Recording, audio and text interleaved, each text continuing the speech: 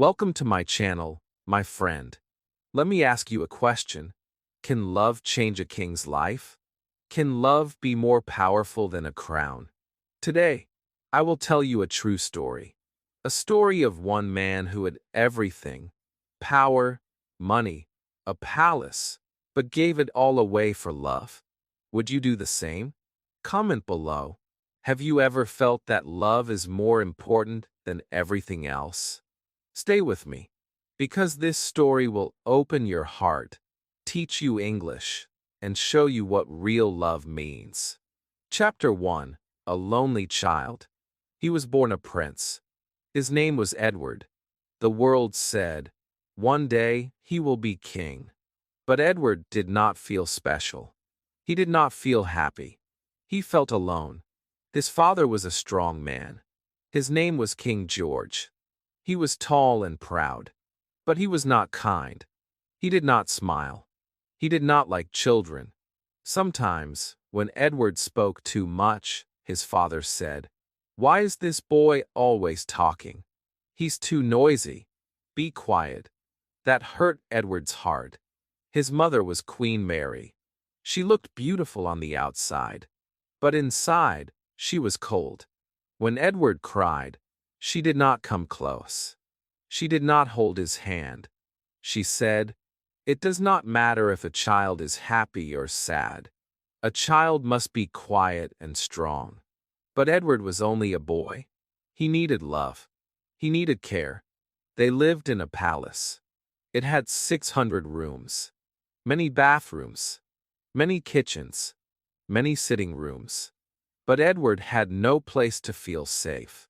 His room was big, but cold. His world was full of gold and empty of warmth. He had no brothers near him, no sisters to play with, just walls, just silence. One night, he remembered something strange. The family was waiting for dinner. The cook sent the food, but it got lost in the palace. It took 20 minutes. His father got angry. He went to find it. And when he did, the woman carrying the food said, "I'm sorry. I forgot where to go. This house is so big." Edward laughed when he told that story. But at that time, it was not funny. It showed how lost everyone was, even the people inside the palace. Edward did not go to school like normal children. He stayed in the palace. A teacher came only for him. His name was Mr. Hansel. He had a red nose and never smiled. He gave Edward boring books. No pictures, just words. So many words. Edward looked out of the window. He dreamed. He thought about sunshine, not sentences. But Mr. Hansel did not like dreamers. He took a stick and hit Edward on the arm. "Look at the book," he shouted. "Not the sky." Edward's arm turned red. His heart turned quiet. Every Friday, Edward had to go to his father. The teacher came too. The king asked, "What has my son learned this week?" And Mr. Hansel always said, "Not much, sir. He does not listen. He does not work." Then the king looked at Edward. His eyes were sharp. "What is wrong with you?" he asked. "Are you stupid? Why can't you learn like other boys?" Edward wanted to cry, but he could not. Crying was weak, and a king must be strong. So he said, "Sir, the lessons are boring, and Mr. Hansel hurts me."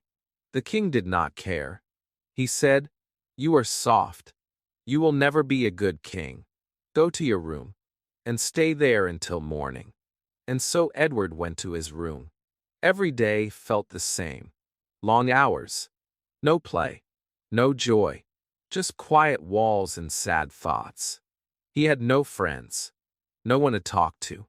No one to run with in the garden. He had toys, but they were not alive. He had clothes, but they gave no warmth. Later in life, Edward wrote about those days. He said, "I lived in the most beautiful house in England. But I was lonely. I was always lonely. I saw my mother only at dinner. I saw my father 3 or 4 times a week. But they never hugged me. They never said, I love you. Everything I did felt wrong. I was afraid all the time. Imagine that. You have everything. Castles, crowns, money. But you don't have love. You don't have someone to say, you're doing well. You don't have arms around you when you cry. Edward was a child, but he carried a heavy heart. People saw a future king, but inside, he was just a boy who wanted to be seen. Just a boy who wanted to be understood. He asked himself every night, why doesn't anyone care how I feel? He listened to the silence. It was louder than any shout. It told him, be strong, be silent, be perfect. But he was not perfect. He was human, and humans need love more than gold, more than thrones, more than a crown. That is where his story begins. Not with power, not with joy, but with pain. The kind of pain you carry when the world claps for you, but no one holds your hand. This pain stayed with Edward for a long time. It shaped him. It made him soft inside. It made him listen to people. It made him kind. It made him look for love everywhere, in smiles, in simple words, in the eyes of someone who tells the truth. One day, he would find that love. But first, he had to survive this silence, this palace of loneliness, this life with no laughter. He was a child with a crown, but no comfort, a boy in golden clothes, but with no warm hugs. And that is why, later, when love came into his life, he knew it was the most precious thing of all, because he had lived without it, and now he would never let it go. Chapter 2. The Prince of Wales. Edward was now 16. He was not a child anymore. He was growing taller. His face was changing. His eyes were softer, but they also carried sadness. He wanted freedom. He wanted to walk in the streets. He wanted to feel like a real person. But the world around him only saw one thing, the next king. One day, his father called him to his room. It was spring. The sun was shining outside. But Edward's heart felt cold. He knew his father never called him just to talk. Something serious was coming. Edward, the king said, next month you will become the Prince of Wales. You must be ready. Edward looked at the floor. He did not smile. His father walked to a cupboard. He opened the door and pulled out some clothes. These are for the ceremony, he said. Edward looked at them, and his eyes filled with tears. The shoes were soft. The clothes looked like a skirt. The crown was small and gold. But it looked heavy to Edward. Father, he said slowly, I'm 16. I can't wear this. These clothes, they make me look like a girl. Why can't I dress like a normal person? His father's voice was sharp. Because you are not a normal person. You are the future king. You are different. You are special. But Edward did not feel special. He felt trapped. He felt like a puppet in a play he didn't choose. He cried. Not once, not twice, but for 2 whole days. The crown was not a gift. It was a weight. Then the day of the ceremony came, the 10th of June, 1911. The family traveled to a big castle in North Wales. The castle was old and cold. Music was playing. People were dancing. Cameras were flashing. Crowds were waiting outside. Edward stood still as his father placed the gold crown on his head. Everyone was smiling. Everyone was clapping. But Edward felt sick. He closed his eyes. I feel terrible, he whispered. Can we go home now? His father didn't listen. Not yet, he said. The people want to see you. You must wave. You must smile. So Edward walked slowly to the front of the castle. He looked down at the people. There were hundreds, maybe thousands. They were cheering. They were full of hope. They wanted to see a happy prince. But what they saw was a scared boy with red cheeks and shaking hands. "Smile, Edward," the king said again. "You are happy." But Edward was not happy. He felt like he was in a dream, but not a good one. A dream where he had no voice. A dream where everyone expected him to wear the crown and say nothing. After a few more hours, the family returned to their home in Windsor. It was a long drive. The sun was setting. The sky was pink and orange. It was quiet in the car. Edward sat by the window.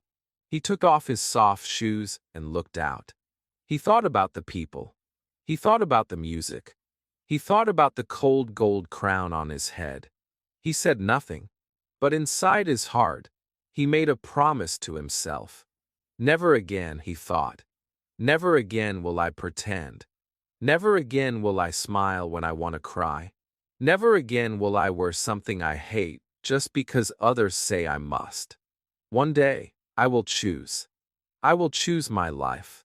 I will choose my happiness. But that day was still far away. Right now, he was just a prince with tired eyes and a heavy heart. The world saw him and said, "What a lucky boy." But they did not know. They did not see the boy who cried for 2 days because of a skirt. They did not see the boy who looked out the window and dreamed of being free. They did not hear the small voice inside him that said, "Is this really my life?" They only saw the title, Prince of Wales. But Edward didn't want the title. He wanted truth. He wanted love. He wanted something real. He did not hate his father, but he could not be like him. His father was strong, but hard. His father was brave, but cold. His father wore the crown, but forgot how to smile. Edward did not want that life. He wanted something different. He didn't know what it was yet, but deep in his heart, he was waiting for it, waiting for something warm, waiting for someone who would look at him, not as a prince, not as a king, but as a man, as a soul, as a person who feels too much and cries in silence. He had the crown, but he still did not have what he really needed. And that is why this chapter ends not with joy, but with a thought that would follow Edward for years. What is the use of power if you are not free to be yourself? Chapter 3, The Royal Star. Edward was now older. His face looked calm, but his heart still had many storms inside. He had gone to Oxford. He had read books. He had taken lessons. But he still did not feel wise. He did not feel strong. He did not feel ready. He did not know what kind of king he would be. He only knew this. He did not want to be like his father. Cold, silent, far away from people. Edward wanted to feel the world. He wanted to meet real people. He wanted to live, not just wear a crown and sit in a chair. And then, the war began. It was called the Great War. Later, we would call it World War I. So many young men went to fight. So many never came back. Edward said, "I must go too. I must see with my own eyes.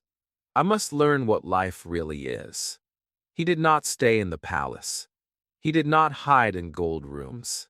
He joined the soldiers. He lived in a house with 25 men. He slept on a simple bed. He ate simple food. He walked in mud. He heard the sounds of guns. He smelled blood and fire. But something strange happened. He felt more alive than ever before. The other soldiers did not treat him like a prince. They treated him like a man. At night, they sat around the table and talked. They talked about their mothers, their homes, their wives, their jobs, their hopes. Edward listened. Edward spoke. Edward laughed. And slowly, his heart started to heal. He felt like a person, not a puppet, not a symbol, not a boy in a box, but a person who could smile and be smiled at, a person who could laugh and not be punished, a person who could be free, even just for a few minutes. But war is not only stories and smiles. War is also paying. One day, in 1916, Edward's driver took him to a town in Belgium. The name of the town was Loos. It was cold. The sky was gray. The streets were broken. Edward walked up a hill and looked down. He saw men running. He saw smoke. He saw fire. He heard shouting. He heard crying. He saw young faces full of fear. And suddenly, he felt very small. He was a prince. But what did that mean here? Nothing. He could not stop the war. He could not save the soldiers. He could only watch. And remember, after 1 hour, he walked back to the car. But something was wrong. The driver was not there. Edward came closer. The man was sitting very still. Too still. Edward opened the door. The man had been shot. The bullet went into his neck. He had died waiting. He had died silently. Edward stood there. He did not cry. But inside, something broke. The man was alive 1 hour ago. Now he was gone. That is war. One moment you speak. The next moment, you are silent forever. When the war ended in 1918, Edward came home. The palace was the same. The golden walls. The big chairs. The quiet dinners. But Edward was different now. His heart was full of new thoughts. He had seen death. He had seen pain. He had seen real people with real problems. And he could not forget them. One night, he sat with his father at dinner. The fire was warm, but the room was cold. Edward looked into the flames and spoke softly. "I don't understand," he said. "The war is finished. But the world is still sad. There are still so many poor people. So many hungry. So many lost. Why? Can't we do something?" His father did not smile. But he answered in a serious voice. "You cannot change the world by sitting near the fire," he said. "You must go out. You must travel. You must meet people. You must listen. And then, maybe, when you are king, you will know what to do." And Edward listened. For once, he agreed with his father. He stood up. He packed his things. And he left England. For 5 years, Edward traveled around the world. He did not go to just 1 or 2 places. He went far. He went wide. He saw mountains. He saw deserts. He saw cities and villages. He walked through crowds. He saw smiles and tears. He went to 45 countries and traveled more than 240,000 kilometers. In India, he saw the heat, the colors, the crowds. In Nigeria, he saw children playing in the street. In Argentina, he saw the joy of dancing and music. In Japan, he saw calm faces and quiet beauty. In Canada, 500,000 people waited to see him. In Cape Town, 190,000. In Paris, 300,000. In New York, 500,000. In Melbourne, 750,000. People waited hours just to see his face, to shake his hand, to hear his voice. Edward did not sit in the car. He stepped out. He walked with the people. He smiled. He laughed. He touched their hands. And the people loved him. They said, "This prince is different." They said, "He is not cold like the others." They said, "He listens. He speaks. He cares." One newspaper wrote, "Edward is the first royal star. He is the most famous man in the world." The old kings were quiet and proud. But Edward is warm. He laughs. He jokes. He speaks to everyone, young or old, rich or poor. And that was true. Edward had changed. He was no longer just the lonely boy in the palace. He was the prince who saw the world, who touched the hands of people, who remembered their names, who asked about their families. He still carried sadness in his heart. But now, he also carried something new: love for people. Not just one person, but all people. Still, the empty feeling was not gone. He had met millions. He had heard many stories. But when he went back to his room, he was still alone. He looked at the mirror. He saw a man who was loved by the world, but had no one to love at night. The crowds gave him joy, but not comfort. The hands he shook gave him smiles, but not warmth. He had learned what the world was. He had seen pain and beauty. But deep inside, his question stayed the same. Will I ever be loved not as a prince, but just as Edward? He did not know it yet, but love was coming. Chapter 4. The Meeting. It was autumn. The sky was gray. The wind was strong. The leaves were falling. Edward was tired. He had been traveling for many years. He had met many people. He had shaken many hands. He had smiled and laughed for the crowd. But when he came home, he was still lonely. He was still that same boy from the cold palace. The boy who had no one to love. The boy who had no one to hold. One weekend, his friends invited him to their country house. Their names were Lord and Lady Furness. It was a big house. Quiet. Peaceful. Edward liked to go there. There were horses and gardens. But this weekend, the weather was bad. It rained all day. There was no riding. No walking. So they stayed inside. They had lunch early. Some guests came. New people. People Edward had never met before. Then, at 1 o'clock, a woman arrived. Her name was Mrs. Wallis Simpson. She came with her husband. She wore a beautiful dress. Her smile was calm and bright. Her eyes were strong. Her face looked honest. She did not act nervous. She did not try to please the prince. She was just herself. Edward watched her. She spoke with Lord Furness for a few minutes. Then Lady Furness brought her closer.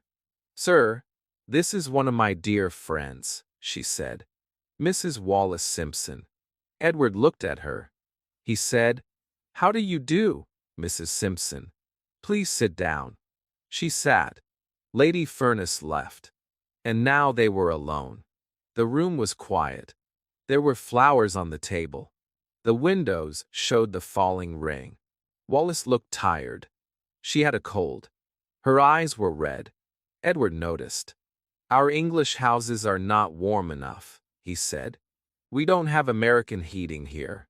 She looked at him, not with fear, but with honesty.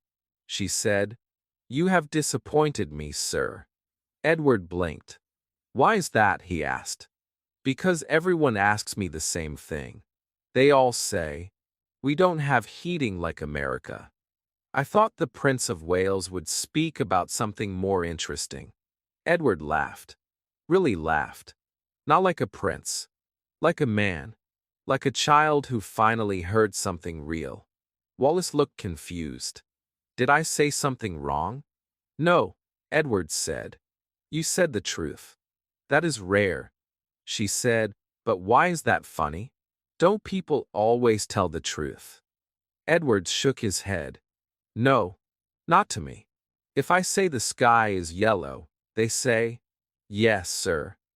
If I say Scotland is bigger than Canada, they say, 'Yes, sir.' If I say Monday is the last day of the week, they say, 'Yes, sir.'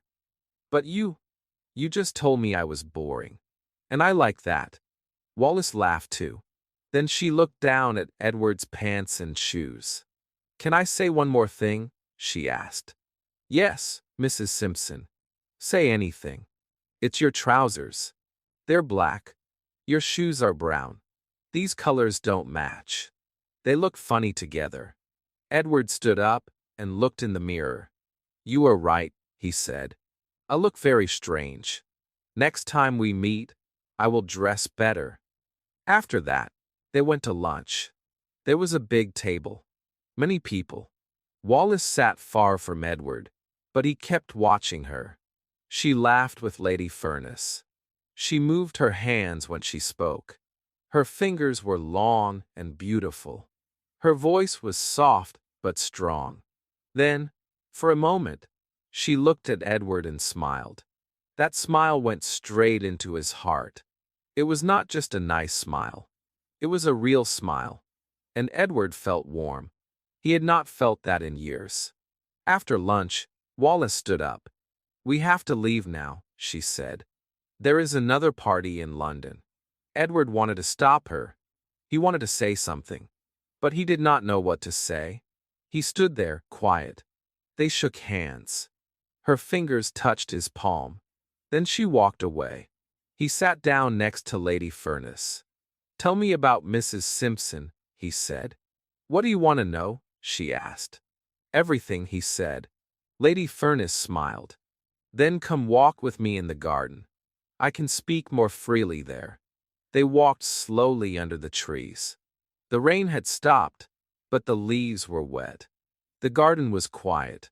Edward listened, and Lady Furness began to tell him Wallace's story.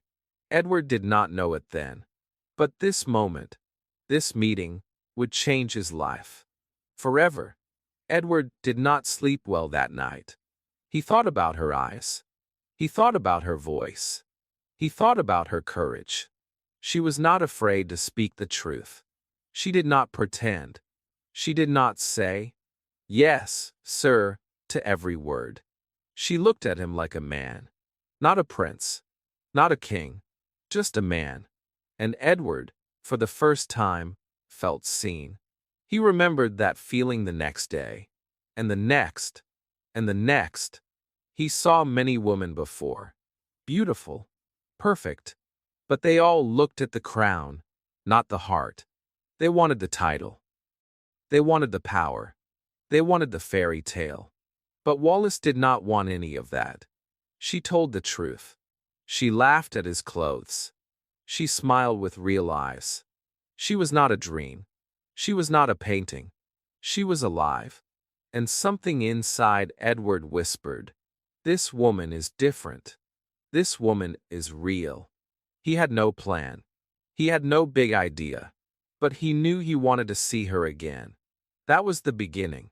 The beginning of a story not of power, but of love. Chapter 5, Wallace. After that weekend, Edward could not stop thinking about her. Her face stayed in his mind. Her smile was clear. Her voice was strong. Her words were still in his ears. He remembered how she looked at him. Not like a prince. Not like a king. She looked at him like a person. He had met thousands of people. But no one ever made him feel like that before. He wanted to know more. He wanted to understand who she was. And he wanted to see her again. Not as a royal duty. Not as a guest. But as a man who felt something for a woman who was different from the rest of the world. He went to Lady Furness and asked her to tell him more. Lady Furness smiled. She had seen the spark in Edward's eyes. She knew what he was feeling, even before he could say it. So she began to share the story of Wallis Simpson. Her life was not easy, Lady Furness said. She was born in Baltimore, in the United States. She never saw her father. He died when she was just a baby. Her mother raised her alone. It was not a rich life, but her mother was full of strength. She gave Wallace love. She gave her values. She gave her hope. Wallace grew up like many other girls. But there was always something special about her. She was bold. She was curious. She asked questions. She did not wait quietly in the corner. She wanted to live a full life. She wanted to travel. She wanted to see the world. She wanted more than just dresses and dinners. She wanted to feel alive. When she turned 20, she married a man named Winfield Spencer. At first, things were good. They laughed. They dreamed. They traveled. But life is not always kind. One day, Winfield lost money in the street. It was not much, but it changed everything. He came home angry. Very angry. He drank. He shouted. And then he hit her. Edward listened in silence. He looked at the ground. He closed his eyes. He could almost feel the pain Wallace must have felt that night. It was not just the hand that hurt. It was the fear, the confusion, the betrayal. When someone who says, "I love you," also says, "You're my prisoner," the heart breaks in a very deep way. He hit her in the face, Lady Furness said softly. She was bleeding. She was shaking, and he dragged her up the stairs and locked her in the bathroom. She cried all night. The next morning, she left. She went back to her family. She said, "I can't live like this. I want a divorce." Edward felt his chest tighten. Wallace had lived through something so dark, and yet she smiled so brightly. She spoke with courage. She looked at the world with clear eyes. He respected her even more. After the divorce, Wallace met another man, Ernest Simpson. He was kind. He was calm. They got married. They moved to London. They had a nice flat. Life was quiet, but something was missing. Maybe love, maybe connection, maybe joy. No one knows for sure. But when Wallace and Edward began to see each other again and again, at parties, at dinners, at small events, something started to grow. Something soft, something slow, something strong. Edward said later, "She understood life. She was not like the woman I usually met. She was real. She talked about books, about art, about pain, about dreams. And I started to open my heart to her. We had no secrets. I told her everything. I had never done that with anyone before." And Wallace, too, started to feel something. She once said, his eyes were always a little sad. And sometimes, he looked like a child who wanted to be held, a child who needed a friend. He didn't have close people in his life. Maybe people were afraid of him, but I wasn't. I saw the soft part of him. And when he spoke to me, something inside me jumped. I wanted to be near him, but I also knew he was the Prince of Wales. That kind of love can be dangerous. Their connection grew slowly. It was not a fairy tale. It was not fast or loud. It was two people who had been lonely for too long. Two people who knew pain. Two people who did not want to wear masks anymore. They met again and again. They laughed. They walked. They sat in quiet rooms. They listened. They looked into each other's eyes. And something unspoken passed between them. In June of 1933, Edward gave a birthday party for Wallace. It was small, but every detail was perfect. The music, the food, the flowers. It was not a royal event. It was not for show. It was from his heart. And Wallace felt it. She saw it. She understood what he was saying without words. "I see you. I care for you. I want you close." After that, Edward started to visit the Simpsons' flat more and more. Almost every day, he came with books, with music, with thoughts. He wanted to be around her. Not just when the world was watching, but when the world was quiet. Then, one day, he invited Wallace and her husband to go skiing in Austria. But Ernest said, "I have business in America. I can't come. But maybe Wallace and her aunt can join you." That trip changed everything. Wallace later wrote, "We went to Austria as friends. But when we came back, we were in love. It was like a dream. I didn't expect it. I didn't plan it. But it happened." Edward had found what he was looking for. Not a princess. Not a queen. Not someone perfect. But someone who spoke the truth. Someone who had lived. Someone who had survived pain and still smiled. Someone who did not care about the crown, only about the person who wore it. And he knew, deep inside, that his life could never be the same again. Chapter 6. The King is Dead. Long live the King. It was winter. The year was 1936. Edward was tired. He had been living in London, smiling for the public, laughing at parties, walking with friends. But inside, he felt far away from all of it. His heart was somewhere else. It was not in the palace. It was not in the crown. It was with Wallace. Every day he thought of her. Every morning, he wanted to see her face. Every evening, he missed her voice. But he also needed time away from the noise. So he left the city and went to Windsor Castle. He wanted to rest. He wanted to ride horses and feel the quiet wind on his face. But the peace did not last long. One afternoon, a phone call came. It was from his mother, Queen Mary. Her voice was quiet. Her words were slow. "Edward," she said, "you must return home at once. Your father is not well. I believe he is dying." Edward did not speak.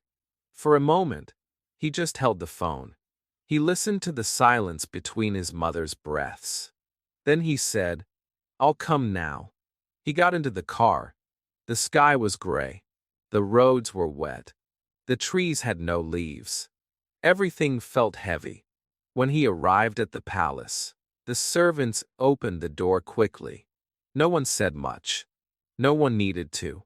Everyone already knew. The king was dying. Edward went upstairs. The halls were quiet. The lights were low. He walked slowly to his father's room. The door opened. The air was still. He saw the old man lying in bed, pale and weak. His eyes were closed. His chest moved gently, up and down. Edward walked to the bed and sat down. He took his father's hand. It felt cold. It felt thin. Edward bent down and kissed his father's face. The king opened his eyes for just a second. He looked at his son. His lips moved. His voice was small, like a whisper in the wind. "Be a good king, Edward, and be good to your mother." Edward nodded. His own eyes were full of tears. He said, "Yes, father, I will." The king closed his eyes again. His hand grew still. His chest stopped moving. And just after midnight, King George V died. Everything changed in that moment. Edward did not speak. He did not cry. He stood up and looked at the body of the man who had once called him weak, who had never said, "I love you," who had never held him close. But now he was gone, and Edward was king. His mother stood beside him. She took his hand and kissed it. "My child," she said softly, "you are now the king. God be with you." His brothers came, one by one. They did not say much. They each kissed his hand and said the old words, the royal words. "The king is dead. Long live the king." But Edward was not thinking about those words. His thoughts were not in that room. He walked out slowly. He went downstairs. He picked up the telephone, and he called Wallace. "My father is dead," he said quietly. "I'm so sorry," Wallace answered. Her voice was full of love. "I have to stay here for now," Edward said. "But listen to me. Nothing will change. You are mine. I love you more than ever. And you will be my queen." There was silence. Then Wallace said, "Let's not speak of that tonight. You must be with your family." But Edward answered, "No. You are my family. You are everything to me. Good night, Wallace. Sleep well." He put the phone down. He looked out of the window. The sky was dark. The stars were hidden. His heart was full of sadness, full of memory, full of love, and also full of fear. Because Wallace was not a princess. She was not from a royal family. She was not the woman the palace wanted. Edward knew this. And now he was king. But what would the world say about her? Wallace sat alone that night in her quiet room. The lights were low. The walls felt close. She touched her hands together. She closed her eyes. She thought of Edward's voice. She thought of his words. "You will be my queen." and she felt afraid. "He is king now," she whispered. "But what will happen to me?" The days passed. People wore black clothes. The streets were quiet. England was sad. Their king was gone. A new king was here. The newspapers showed Edward's face. The radio spoke his name. He was handsome. He was kind. He was popular. The people loved him. But no one knew his heart. No one knew that in his heart there was only one woman. And she was not a princess. She was not approved. She was divorced. And she was American. Still, Edward did not care. He walked with pride. He stood tall. He spoke clearly. But each night, he missed Wallace. He called her. He wrote to her. He dreamed of her. And he waited for the moment he could say it to the world. "This is the woman I love. This is the woman I will marry." But many people were already watching. And not all of them were kind. The palace had its rules. The church had its laws. The country had its opinions. And love would soon be tested. Edward was now king. But the battle for his heart was only just beginning. Chapter 7. The Church. The new king stood tall, but inside, he was not strong. His mind was full of questions. His heart was full of love. He thought about Wallace all the time. When he woke up, he wanted to hear her voice. When he walked into a room, he wished she was there. When he sat alone in the evening, he thought about her smile. She had become part of his life. Not just a visitor. Not just a friend. She was the woman he wanted. She was the one he loved. And in his mind, there was no doubt. He wanted to marry her. But there was one problem. Wallace was not free. She was married to Ernest Simpson. Their marriage was quiet, cold, almost over. But on paper, she was still his wife. Edward waited. He watched. He hoped. And then, one morning, a letter arrived. It was from Wallace. She had written to her husband. Her words were kind but clear. "Dear Ernest," she wrote, "you are a good man. You have always treated me well. But I must tell you something. I am in love with the king. My heart belongs to him now. Our marriage is over. I want a divorce. Please do not be angry. I will never forget you. But I must be free." Edward read the letter again and again. He could not believe it. His heart felt light. He walked around the room. He smiled. Now, he thought, nothing can stop us. He held the letter like a treasure. But there was another letter coming. A darker one. And it came the very next morning. The king came down to breakfast. The sun was rising. The palace was quiet. But one man was waiting in the dining room. He was not a friend. He was not smiling. He was the Archbishop of Canterbury. His name was Mr. Gordon Lang. He held a small black bag and 3 newspapers in his hand. Edward looked at him. "Good morning, Mr. Lang. What brings you here so early?" The Archbishop said nothing at first. Then he opened the newspapers and showed them to the king. "I came to speak about Mrs. Wallis Simpson," he said slowly. "The world is reading these stories. They say you want to marry her. Are these stories true?" Edward looked at him without fear. "Yes," he said. "They are true. Wallace will be my wife." The Archbishop shook his head. "That is not possible. You are the king. You are also the head of the Church of England. And the Church does not allow this. Mrs. Simpson has 2 living husbands. Divorce is wrong in the eyes of God." Edward did not raise his voice. He did not argue with anger. But he looked into the eyes of the Archbishop and asked a question. "May I ask you something about God, Mr. Lang?" "Yes, sir," the Archbishop replied. "Is God happy when 2 people fall in love?" "Yes, sir. And is God happy when those 2 people decide to get married?" "Yes, sir. But And is God happy when they live together in peace and joy for the rest of their lives? Yes, sir. But then, said Edward, Wallace and I will make God very happy. We are in love. We want to marry. And we will be happy. The Archbishop stayed quiet. Then he spoke again. I beg you, sir, think carefully. The church will be against you. The people may also turn away. You must choose someone else. You must walk away from this woman. Edward stood up. His voice was calm, but his face was hard. That is not possible, he said. When Wallace is free, I shall marry her. The Archbishop lowered his eyes. He closed the newspapers. He placed them back in his bag. Then he stood to leave. But before he went, he touched the king's arm gently. Please, sir, he said again, think one more time. You are not just a man. You are the king. The world is watching. And the church is very strong. We will never accept this woman as our queen. Edward looked out the window. The light was rising over the trees. Birds were singing outside. But the room felt cold. I don't care, he said softly. I have God in my heart. I have love in my soul. That is enough for me.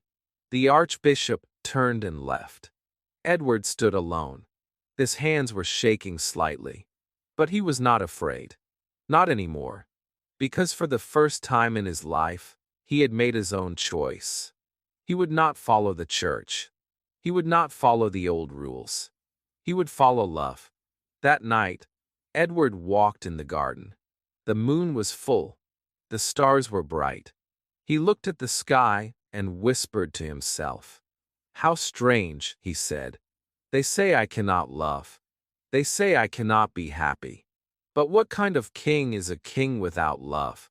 What kind of rule is a rule that kills the heart? He looked up. He thought of Wallace. He missed her voice. He missed her truth. And he knew the storm was coming. The palace would shake. The crown would tremble. But he would stand tall. He would not run. He would not hide. He had chosen love.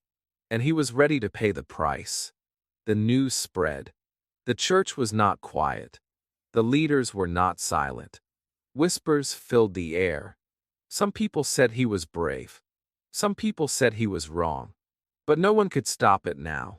The choice was made. The heart had spoken. And the crown was no longer safe. Chapter 8. The Storm. The days after the Archbishop's visit felt calm on the outside.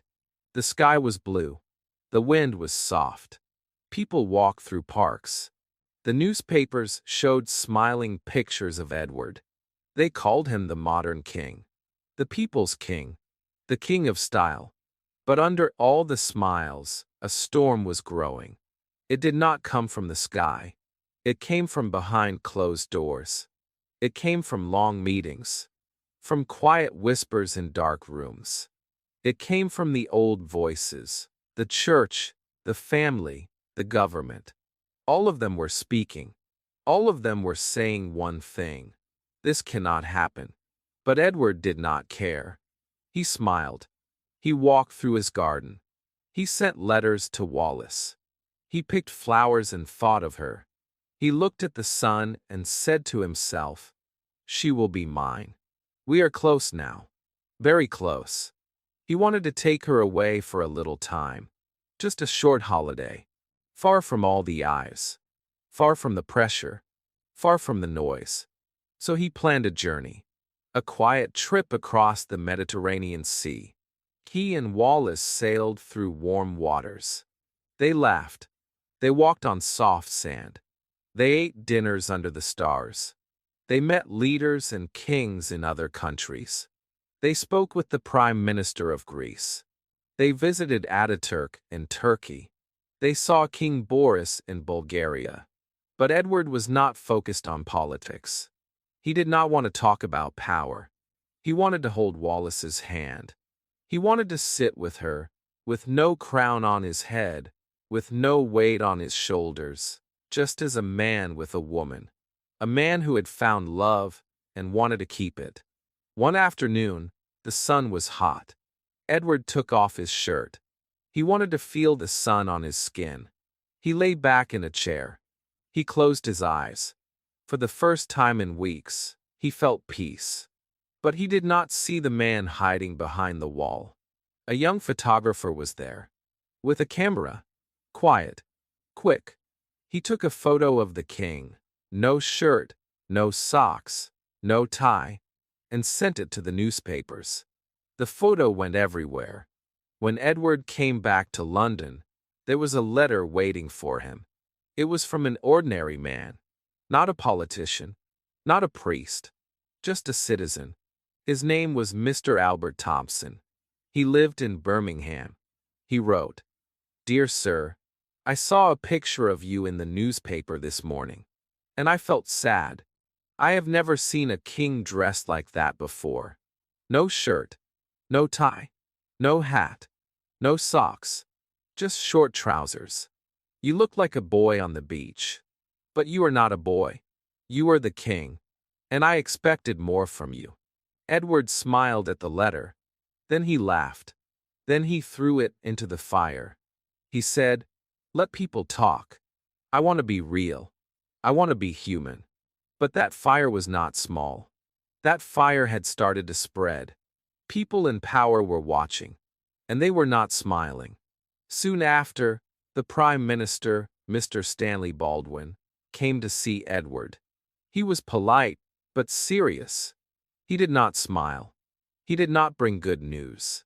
"Sir," he said, "you want to be modern, but the people don't like it. They want a king who follows tradition. And they are also reading about Mrs. Simpson." Edward looked at him. "And what do you think?" he asked. Mr. Baldwin sat down slowly. He looked tired. He looked worried.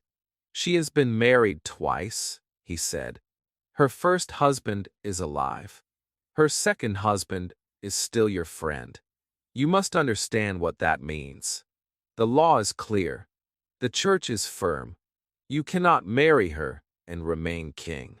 Edward stood up. He walked to the window. He looked out at the garden. He thought of Wallace picking flowers. He thought of her laugh, her eyes, her voice. "I cannot live without her," he said. The Prime Minister said nothing for a moment. Then he said quietly, "Then there is a storm coming." The words were simple, but heavy. They filled the room. Edward did not speak. He knew what was coming. He had felt it in the wind. He had seen it in the eyes of his mother, in the hands of the church, in the soft warnings of his friends. He knew that love would cost him. That night, Edward sat with the Prime Minister for many hours. They talked. They argued. They listened.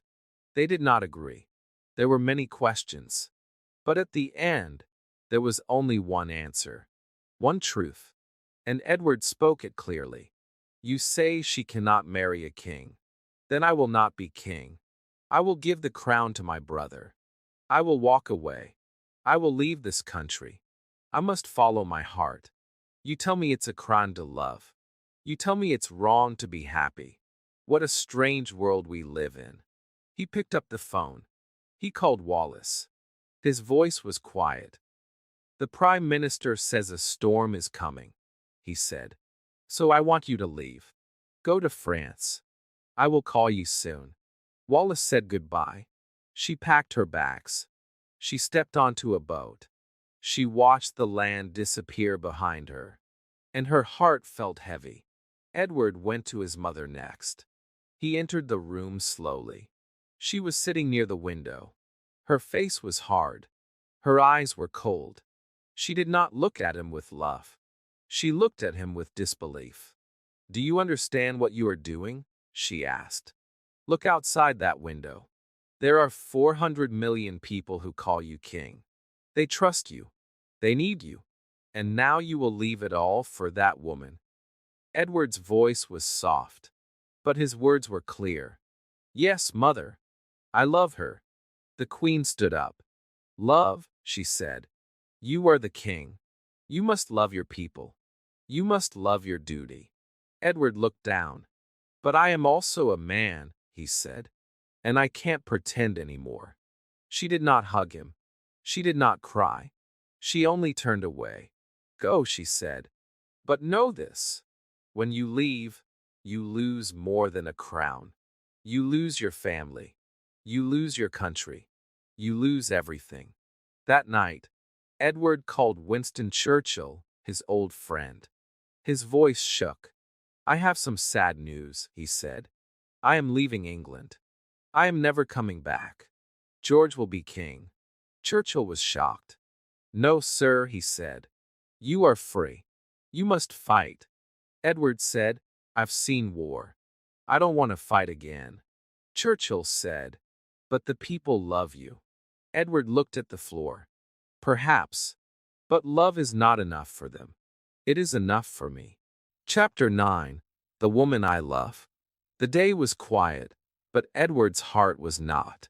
He stood near the window of Buckingham Palace and looked down at the streets. They were full. People stood shoulder to shoulder. They held signs. Some were crying. Some were singing. Some were just silent, looking up.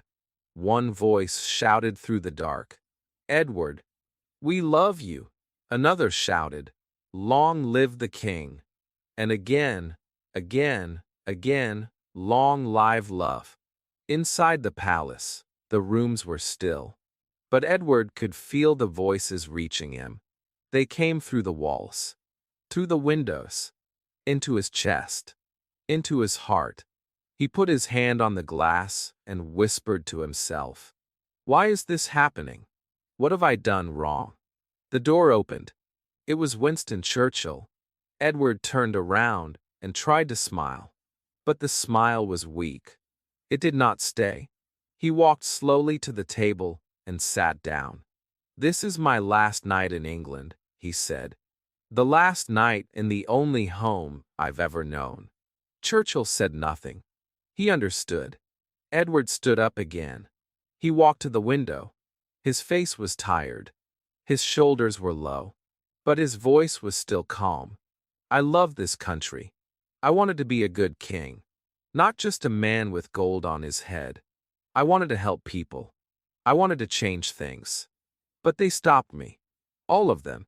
The church, the palace, the government. They care more about rules than love. He turned back to Churchill, and his eyes were red. They say I cannot marry her. They say she is wrong. But she is the only person who has ever made me feel alive. The only one who sees me. The only one who tells me the truth. Churchill moved closer. The people outside love you, sir, he said. They want you to stay. They want her to be queen. Edward smiled sadly. It's too late, he said. I made my decision. I will not be a king without love. That is not a life I want. That is not a life I can live. The clock ticked. The night grew darker. Then the phone rang in Edward's room. It was early morning now. A voice said, Sir, they are ready for you. Edward put on his coat. He walked down the long hallway. Every step was heavy. His footsteps echoed.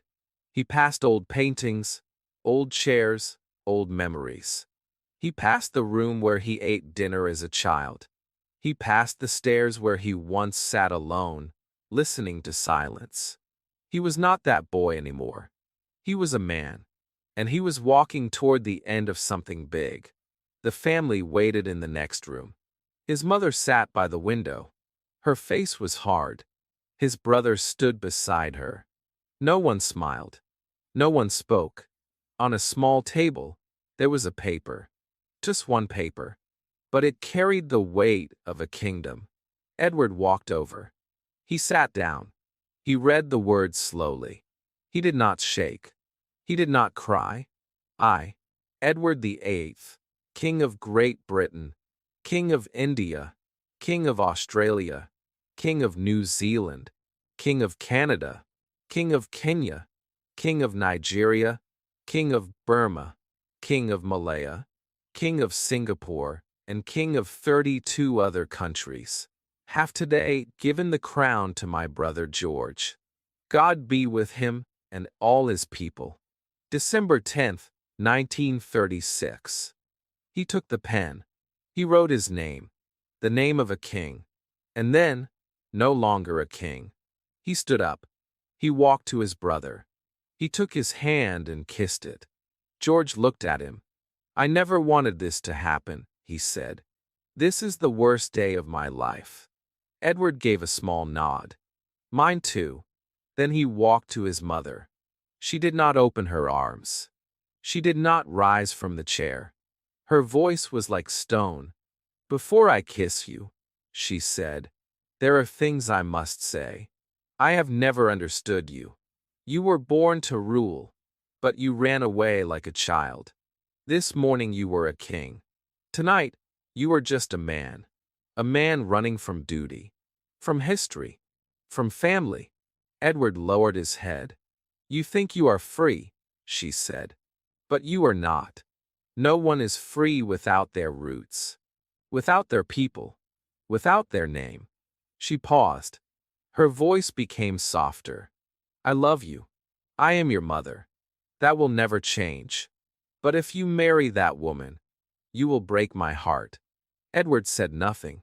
He kissed her hand. And then he turned. And he walked away. The next day, he went to Windsor Castle. There was a radio waiting. A small room. A microphone. A quiet chair. He sat down.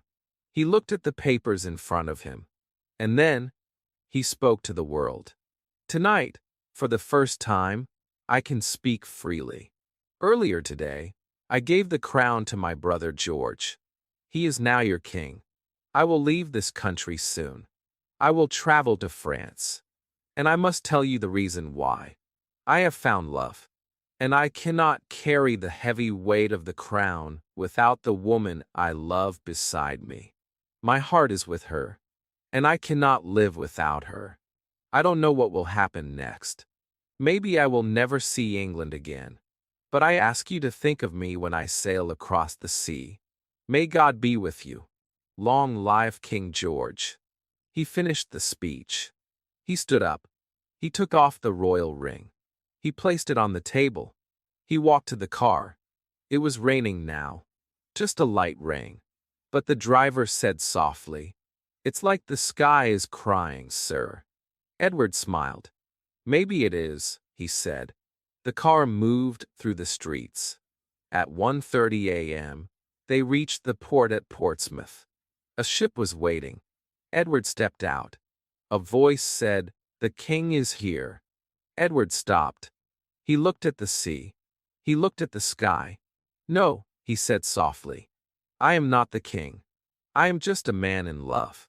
And then he stepped onto the ship, into the night, into a new life. Chapter 10. The Wedding. The sea was quiet. The sky was pale. The cold wind touched Edward's face as he stood on the deck of the ship. He looked at the water but did not see it. His eyes were lost in thought. His heart was far away. He had just left everything, his crown, his country, his name as king, and now he was alone. No palace, no power, only love. But even love felt distant for a moment. Wallace was not beside him yet. She was still in France. He had given everything for her, and now he waited. Would love be enough? When he arrived in France, the sun was rising. It was a new day, a new life, a life without rules, without orders, without the cold hand of duty, but also a life with no palace walls, no long lines of servants, no guards at the door. He stepped onto the shore. People watched him. Some smiled. Some just stared. He was no longer a king, but he was still a man who had shocked the world. That morning, he picked up the telephone. His hand shook a little.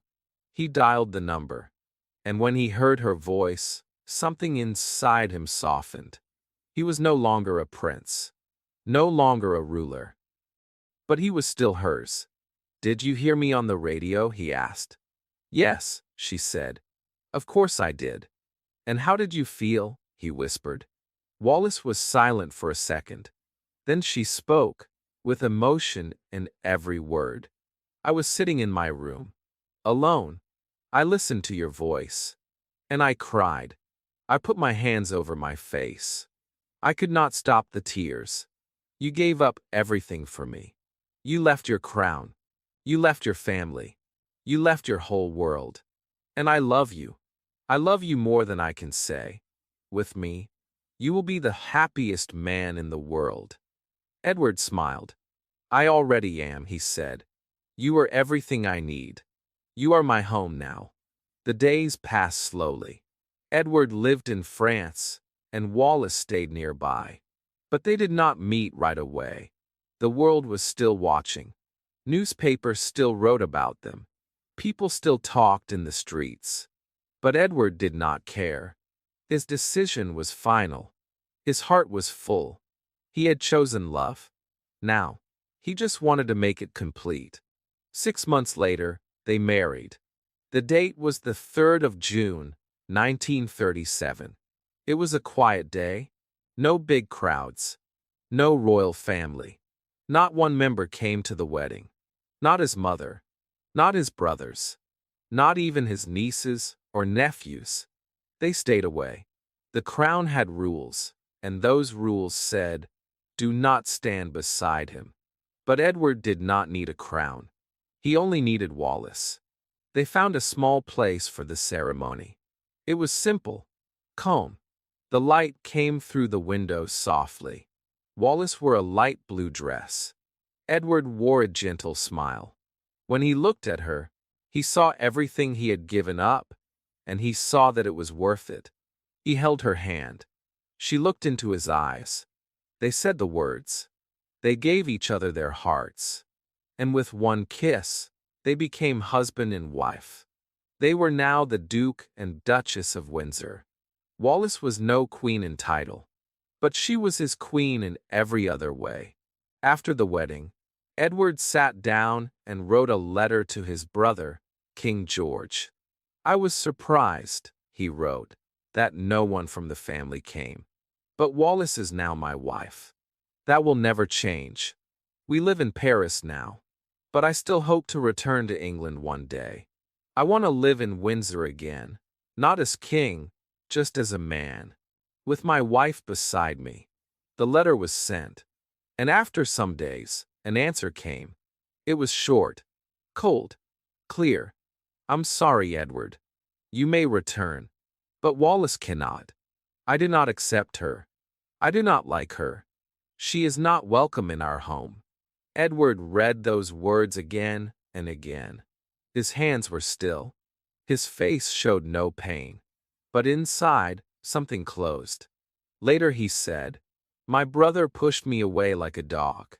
I will never forget it. I gave up everything. I asked for one thing, to live peacefully with the woman I love. And they said no. That is when I made my final decision. If they don't want Wallace, then they don't want me. I no longer want them. From that day on, Edward stopped writing to most of his family. The palace no longer existed for him. The queen was no longer his mother. The king was no longer his brother. He had made his choice. He would not go back. He would not look back. He and Wallace made a home in France. A beautiful home, full of light, books, music, flowers, laughter. It was not a palace, but it was full of something Buckingham Palace never had: warmth. They cooked together. They read together. They walked through the garden hand in hand. No more royal rules. No more cool meetings.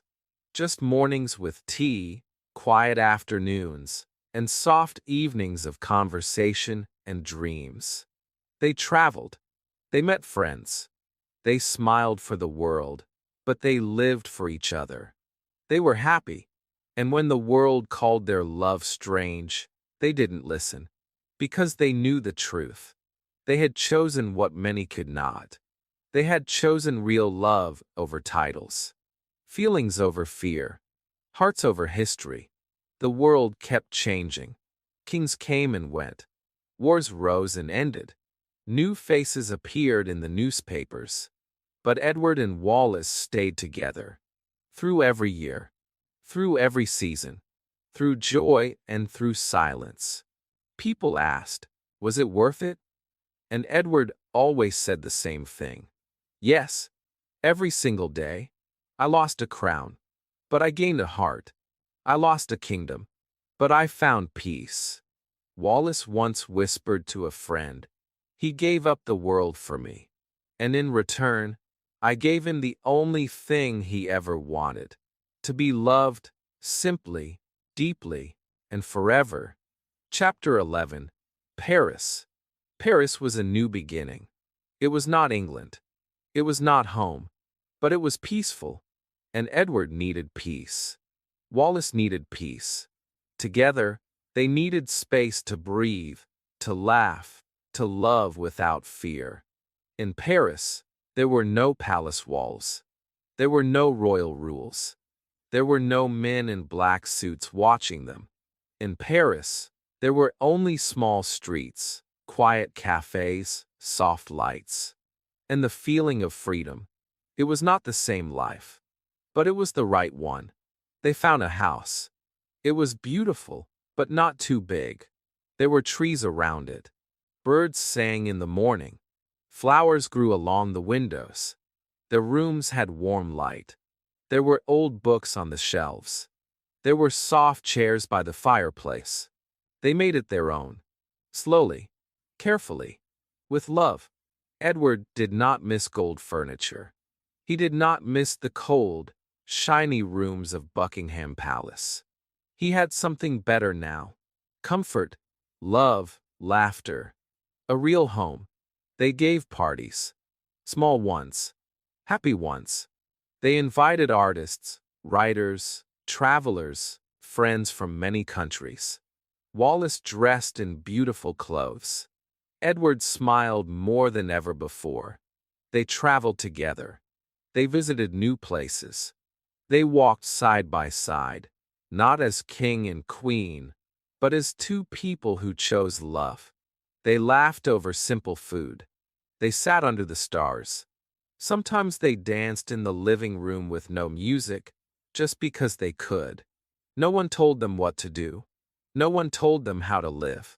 It was the life they built with their own hands, not given, but chosen. Years passed like soft wind. In 1952, Edward's brother George died. He had been king since Edward stepped down. He did what was asked. He followed the rules. And when he passed, Queen Mary, Edward's mother, was still alive. Edward returned to England for a few days. He went alone. Wallace stayed in Paris. She said, "It's your family, not mine." Those words were simple, but full of truth. Wallace never forgot how the royal family had treated her. They didn't accept her. They didn't invite her. They didn't look at her with kindness. She had never been welcome, and even after so many years, she did not forget. Edward walked through Windsor quietly. The gardens, the halls, the rooms where he once played as a child, the halls where he was told, "Be strong, be silent." He remembered the echo of his father's voice, the cold eyes of his mother, the loneliness of being a prince. He did not cry, but he felt something heavy inside. He did not stay long, and when he returned to Paris, he hugged Wallace for a long time. She held his hand and said, "I'm glad you're back." And Edward said, "So am I." Then in 1966, something unexpected happened. They met Queen Elizabeth, the daughter of King George. The meeting was short, at a small party, just a few people. But something beautiful happened. The young queen looked at Wallace. She smiled. She kissed her cheek and touched her arm gently. Then she turned to Edward and said, "Wallace is so beautiful, Uncle. I think you're a lucky man." Edward smiled. His eyes became wet, not with sadness, but with soft joy. Later, he wrote, "That day, Elizabeth was kind. She treated us with grace. I will never forget it. But still, I ask myself, why couldn't my mother say those words? Why couldn't my brother? But he didn't stay in that thought for long. He had Wallace, and she was enough. In 1969, they appeared together on television. It was simple, a soft interview. The camera showed them sitting close. Wallace in her favorite dress, Edward smiling quietly. Someone asked, "Do you argue?" Wallace laughed. "No, not really," she said. "But there's one thing I don't like. He's always late. Always. It doesn't matter who he's meeting, a queen, a president, a friend. He can never arrive on time. I've tried to change him, but it's impossible." Edward laughed too. He touched her hand gently. "I know I'm late," he said, "but not on our wedding day. I arrived at the church 20 minutes before you." Wallace smiled. "Yes, that's true," she said, and they both laughed. It was a soft moment, a human moment, not a royal performance, not a cold interview, just two people in love. One newspaper wrote, "You could see real love in their eyes." They forgot the cameras. They forgot the world. They were just two people who had chosen each other, again and again. Wallis became famous for her jewelry. She had pieces from all over the world. Bright stones, beautiful rings, elegant necklaces. People often asked her, "What do you love the most?" She smiled and said, "After my husband, I love my jewelry." And Edward always said, "I give her gifts not just for beauty, but to say thank you. She has given me more happiness than any crown ever could." But then, one day in May 1972, Edward fell sick. His breathing was slow. His hands were cold. The doctor came. He checked his heart. He listened carefully. "Sir," he said, "how many cigarettes do you smoke each day?" Edward gave a tired smile. "About 40 or 50, he said. "But don't ask me to stop. I've smoked for 60 years. I cannot change now."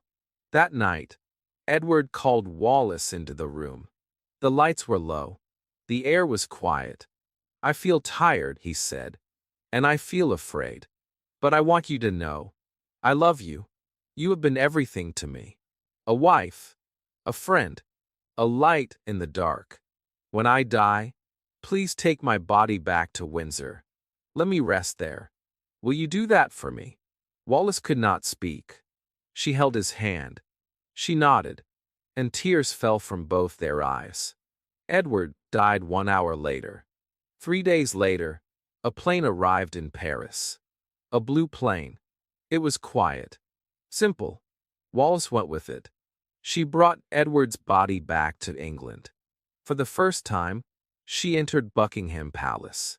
Not as a visitor, not as a stranger, but as his wife. The wife of a man who gave up everything for love. A week later, she returned to France. The house was quiet. The doors were locked.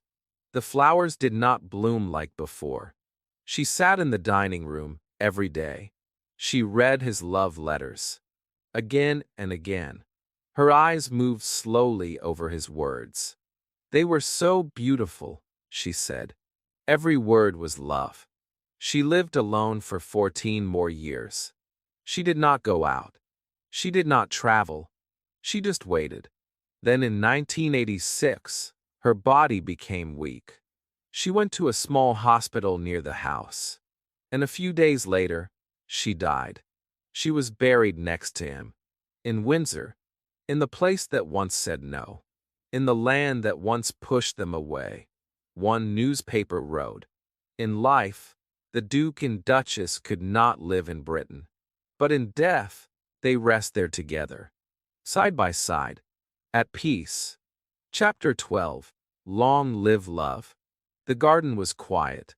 The birds were singing. The flowers were open in the morning sun. Edward sat under a tree, with a soft blanket around his legs and a book in his hand. He looked at the trees, but he was not reading. His thoughts were far away. His heart was full of memories. He was older now. His hair had turned white. His back was slower. But his eyes still had the same light. The light of a man who had made one big decision and never regretted it. Wallace came into the garden. She wore a soft green dress. She smiled and gave him a cup of tea. He looked up at her and smiled too. "Do you remember," he asked, "the first time we met?" Wallace laughed gently. "Yes," she said. "You wore brown shoes and black trousers. And I told you they didn't match." He laughed. "Yes, and I thought, this woman tells the truth. I like that." They sat there in silence. Together, still in love, still holding hands, still choosing each other every single day. Edward once said, "Some people think I was wrong. They think I should have kept the crown. They think I should have stayed. But they don't understand what it means to live without love. They don't know what it feels like to be in a palace with gold and power and still feel cold inside. Empty. Alone." He remembered his childhood. The big rooms. The long halls. The silent dinners. The teacher with the red nose. The stick that hid his hand when he looked out the window. His father, always serious. His mother, always distant. He remembered the crown on his head. It felt heavy. Not just on his hair, but on his spirit. "I had everything," he said. "I could have had more. But I had nothing real until I met Wallace." He remembered the first time he saw her. The way she smiled. The way she spoke without fear. The way she saw through him. The way she laughed at his clothes. The way she made him feel human. They were married now for over 30 years. And still, he gave her gifts. Necklaces. Rings. Jewels from all over the world. She was famous for her beauty. But Edward always said, "I don't give her diamonds because of how she looks. I give them because of what she gave me, a happy heart." When they sat together in that garden, Edward often looked at her and thought, "I am the luckiest man in the world." Even after all the years, the world had not forgotten their story. Some still called it a scandal. Some still called it a mistake. But more and more people called it what it truly was, a love story. A man who gave up power for peace. A man who walked away from a throne to walk beside the woman who made his heart feel alive. One afternoon, Winston Churchill visited. He sat in the garden with Edward and Wallace. They drank tea. They spoke of old times. And then Winston said something he had once said long ago. "I still believe, sir," he said, "that the best things in life are free." Edward smiled. He nodded. "Yes," he said. "Now I understand those words. You cannot buy joy. You cannot buy love. You cannot buy real connection. It is not in money, not in gold, not in crowns. It is in soft mornings and quiet laughter. It is in a hand held in the dark. It is in simple words spoken at the right time. It is in feeling safe. It is in knowing that someone sees you, not for your title, not for your name, but for your soul." As Edward got older, he spent more time in the garden. He wrote letters. He read books. He watched Wallace from across the room and smiled without a word. He looked at her like a man who knew exactly what he had, and exactly what he had walked away from to get it. He said one day, "I think about my life sometimes. I remember being a little boy, alone in a golden room. I remember being hit for looking at the sky. I remember my father's voice telling me I was weak. I remember the war, the blood, the noise, the pain. I remember the day I became king, the music, the shouts, the weight of the world placed on my shoulders. And then, I remember the sound of her voice, the truth in her words, the fire in her eyes. And I remember the moment I knew I would give it all away for one life with her. And he did. In 1972, Edward became very sick. The doctor said, "Sir, it's your heart." Wallace sat by his side every day. She held his hand. She read him his favorite books. She stayed awake while he slept. He opened his eyes one night and said, "I'm afraid, but I'm not alone. You are here, and that's all that matters." Then he looked at her and whispered, "When I die, take me back to Windsor. Let me rest there. Will you promise me that?" She nodded. She kissed his hand. Edward closed his eyes. And that was the last time he spoke. A few days later, his body was taken back to England. Wallace went with it. For the first time, she entered Buckingham Palace. Not as a stranger, not as a scandal, but as a widow, as a wife. She stood in the place that once said no, and now it said nothing. After the funeral, she returned to Paris. Alone, the house was still full of memories, full of books, full of pictures, full of love. She sat in the dining room and read his letters. One by one, slowly, gently. "They were so beautiful," she said. "I read them again and again." She lived 14 more years. But they were quiet years. No more big dinners. No more travel. Just silence. Just memory. Just love that never faded. In 1986, she became sick too. And then she was gone. He was buried next to him. At last, side by side, a newspaper wrote, "In life, they could not stay in Britain. But in death, they are finally together. Home at last." Edward once said, "You may not understand my choice. You may not agree with it. But I followed my heart. And I do not regret one moment." And so, this story ends not with a crown, not with a throne, but with a garden, with a smile, with two hands held in the sun, with a man who gave up everything and gained everything, and with a final whisper, "Thank God for Wallace." And long, live, love.